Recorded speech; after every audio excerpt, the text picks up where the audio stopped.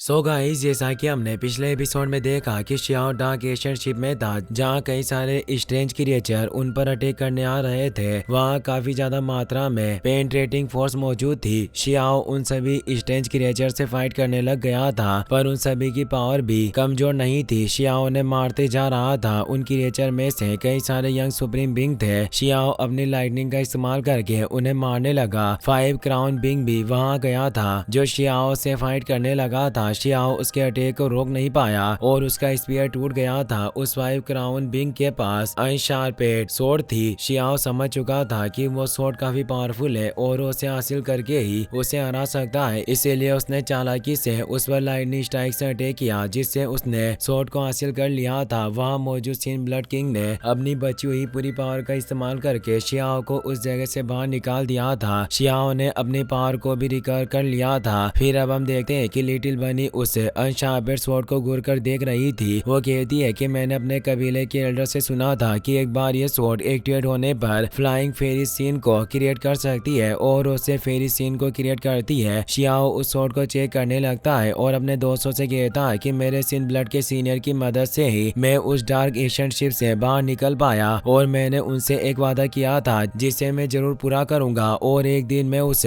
Border land पर जरूर पहुंचूंगा जहां सिन ब्लड का युद्ध हुआ था। कांग यूशेंग कहता कि तुम फ्यूचर की बात कर रहे हो और मैंने अपने मास्टर से ये कहते हुए सुना कि फ्यूचर बहुत ही क्रूर रहेगा। उन्होंने बताया कि कोई एक ऐसा इंसान होगा जो पास्ट और प्रेजेंट से कोई संबंध ना रखता हो और वो हमेशा अपने फ्यूचर की परवाह करता है और वो इंसान अपनी लाइफ के दौरान इस एशियन इमोर्टल में आएगा और वो एक ऐसे इंसान की मदद लेगा जो बहुत अच्छा और ज्यादा खाना खाता हो। सभी उसकी बातें सुनकर हैरान थे। शियाओ उस स्वॉर्ड को अपने स्पेस बैग में भेज देता है और कहता है कि तुम ऐसे व्यक्ति की बात कर रहे हो जो बहुत खा सकता है। मुझे तुम्हारे मास्टर की भविष्यवाणी से ऐसा लग रहा है कि वो मेरी बात कर रहे थे, क्योंकि मुझे खाने का शौक है और मेरे जैसे अजय व्यक्ति से मदद मांगना एक बहुत ही बुद्धिमानी की बात होगी। टेंग कहता है कि मुझे ये बातें काफी रहस्यमय लग रही है और वो काओ यूशेंग से कहता है कि कहीं तुम्हारा मास्टर कोई पागल ढोंगी तो नहीं है। काओ यूशेंग हैरान हुआ कहता है कि तुम्हें कैसे पता चला कि मेरा मास्टर पागल है। टेंग ये सुनकर चौंक जाता है और कहता है कि मैं तो ऐसे ही कह रहा था, पर क्या वो सचमुच पागल है? काओ यूशेंग बताता है कि मेरा मास्टर धीरे धीरे और ज्यादा पागल होता जा रहा है। एक बार तो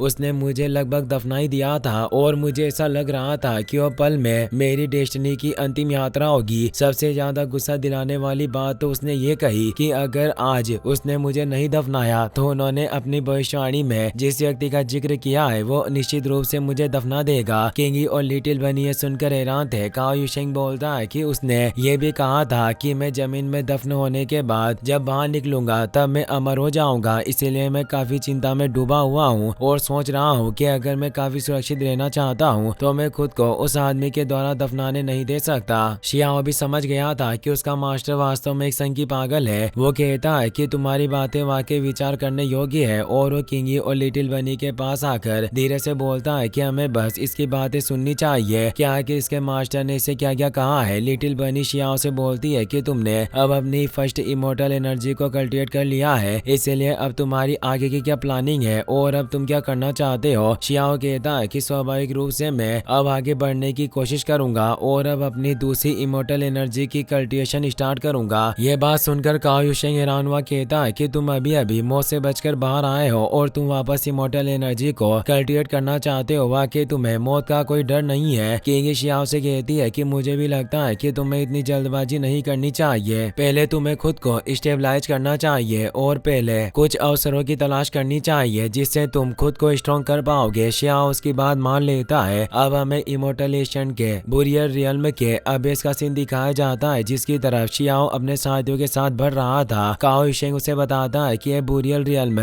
प्रीवियस एरा के बैटल फील्ड में से एक था जिससे कई सारे स्ट्रॉन्ग इमोर्टल नहीं मारे गए थे और यही वजह है कि इस जगह पर कई सारे इमोर्टल ट्रेजर बिखरे हुए हैं। इस जगह की धरती और पत्थर खून से लथपथ है जिससे ये जगह इतनी हार्ड हो चुकी है कि स्पिरिचुअल कॉन्शियसनेस से यहाँ मौजूद ट्रेजर का पता नहीं लगाया जा सकता। इसीलिए इस जगह पर केवल हम अपने फिजिकल बॉडी के साथ ही अंदर जाकर इस जगह को एक्सप्लोर कर सकते हैं। वहाँ एक जायंट हैंड का निशान भी मौजूद था जो किसी इमोर्टल बीइंग के युद्ध के दौरान वहाँ पत्थरों पर बना होगा। शियाओ की बॉडी में मौजूद ऋण उस जगह से रिफ्लेक्ट होने लगता है। शियाओ कहता है कि मुझे यहाँ कुछ अजीब फील फील हो रहा है। लगता है कि इस जगह पर कुछ ऐसा है जिसका मुझसे कोई रिलेशन है और वो आगे बढ़ते हुए उस बूरियल रियल्म के अबेस के पास जाते हैं जहाँ काफी तेज एनर्जी मौजूद थी जिसने वहाँ एक शील्ड को क्रिएट कर रखा था। शियाओ वहाँ मौजूद पहाड़ पर उस पाम शेप को देखने लगता है। तभी उसकी बॉडी के अंदर से एक मैजिक सर्किल बाहर आता है जिससे उन्हें प्राचीन समय की एक झलक दिखाई देती है जब वो दो इमोर्टल फाइट कर रहे थे और जायंट हैंड ने उस वक्त बूरियल रियल्म के अबेस पर मौजूद दूसरे इमोर्टल पर अटैक किया था जिससे वो इमोर्टल उस अटैक को संभाल नहीं पाया। वो मैजिक सर्किल वापस से शियाओ की बॉडी के अंदर चला जाता है। काओ युशेंग कहता है कि वो बोतल इमोर्टल लेवल की एक बैटल रही होगी। मैंने सुना है कि 6 क्राउन चैंपियन निंग चुआन को यहीं से इमोर्टल बनने का मौका मिला होगा। शियाओ कहता है कि मुझे लग रहा है कि यहाँ मौजूद इन स्टोन के नीचे एक स्टोन पैलेस मौजूद होगा जिसमें कोई राज जरूर होंगे और अब वो अपनी अनशार्पेड इमोर्टल स्वॉर्ड से वहाँ मौजूद एनर्जी बैरियर पर अटैक करता है। वो स्वॉर्ड काफी पावरफुल थी जिससे वो एनर्जी शील्ड को तोड़ देती है पर इससे वहाँ नीचे मौजूद स्टोन पैलेस से इमोर्टल ब्रेथ रिलीज हो जाती है जो किसी इमोर्टल बॉडी की ब्रेथ थी। तभी हम वहाँ उस अबेस से कुछ दूरी पर एक आदमी को भी देखते हैं जो अपने माउंट बीस्ट के साथ उस एनर्जी को देख लेता है। शियाओ अपने साथियों के साथ बूरियल वर्ल्ड के स्टोन चेम्बर में आ गया था जो तियान केंग के बॉटम में मौजूद था। वहाँ कई सारे जायंट स्टेचू थे। वहाँ एक इमोर्टल बॉडी भी मौजूद थी जो एशियन इमोर्टल एरा के वक्त की एक ट्रू इमोर्टल की डेड बॉडी थी और उनके हाथ में एक पोर्ट भी मौजूद था।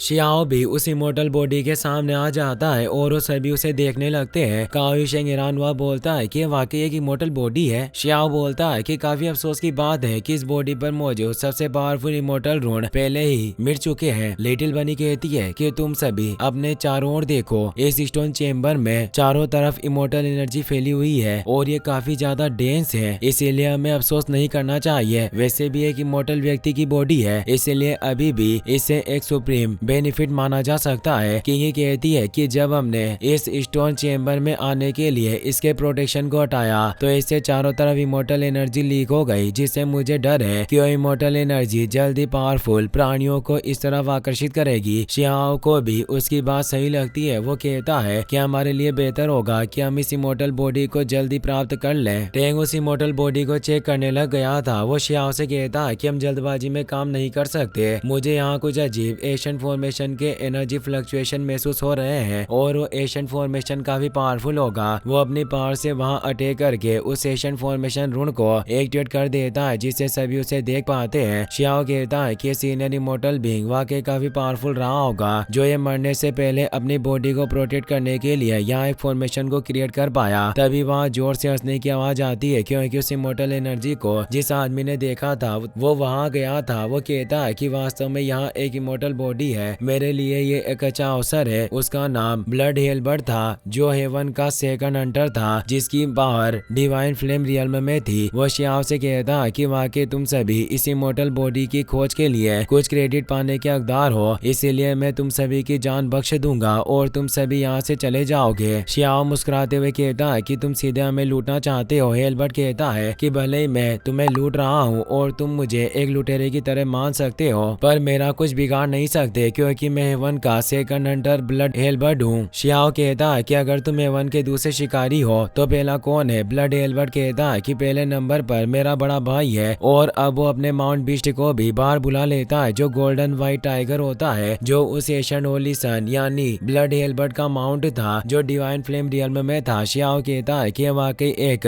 गोल्डन पैटर्न वाला व्हाइट टाइगर है जो अपने लेवल के पीक पर है। शियाओ से कहता है कि मैं अच्छे से जानता हूँ कि इस व्हाइट टाइगर का मास्टर एशियन होली सेक्रेट का सेक्रेट सन है। ब्लड हेलबर्ट कहता है कि वो सेक्रेट सन एक जीनियस है जिसने इमोर्टल एनर्जी को कल्टिवेट किया हुआ है इसलिए तुम्हारे लिए मुझसे जीतना आसान नहीं होगा। अगर तुम अपनी भलाई जानते हो तो तुम्हारे लिए अच्छा होगा कि तुम इस जगह से दूर चले जाओ वरना इस इमोर्टल एशियन में तुम्हें बचाने वाला कोई भी नहीं होगा। शियाओ कहता है कि मैं किसी पालतू जानवर से नहीं डरता तो व्हाइट टाइगर इससे गुस्सा हो जाता है और शियाओ से कहता है कि लड़के क्या तुम मेरे हाथों मरना चाहते हो। लिटिल बनी भी गुस्सा हुई कहती है कि तुम हमें धमकाने की कोशिश कर रहे हो। अगर मुझे गुस्सा आया तो मैं भी तुम्हें बाइट कर लूंगी। काओ युशेंग भी कहता है कि मेरी फ्रेंड सही कह रही है। हम हमेशा से अपने ट्रेजर किसी को लूटने नहीं देते इसलिए हमारे हाथों मरने की बारी तुम्हारी है। तो ब्लड हेलबर्ट अपने स्पीयर को बाहर निकाल लेता है और उनसे लड़ने के लिए तैयार हो जाता है। इसी के साथ ये एपिसोड एपिसोड यहीं पर खत्म हो जाता है। गाइस अगर आप इसका नेक्स्ट पार्ट भी जल्दी देखना चाहते हो तो इस वीडियो का 10 के लाइक एम जल्दी पूरा कर देना। Thanks for watching. गाइस अगर आपको वीडियो पसंद आया हो तो इस वीडियो को लाइक करने के साथ साथ चैनल को सब्सक्राइब जरूर कर लेना। मिलते हैं नेक्स्ट वीडियो में।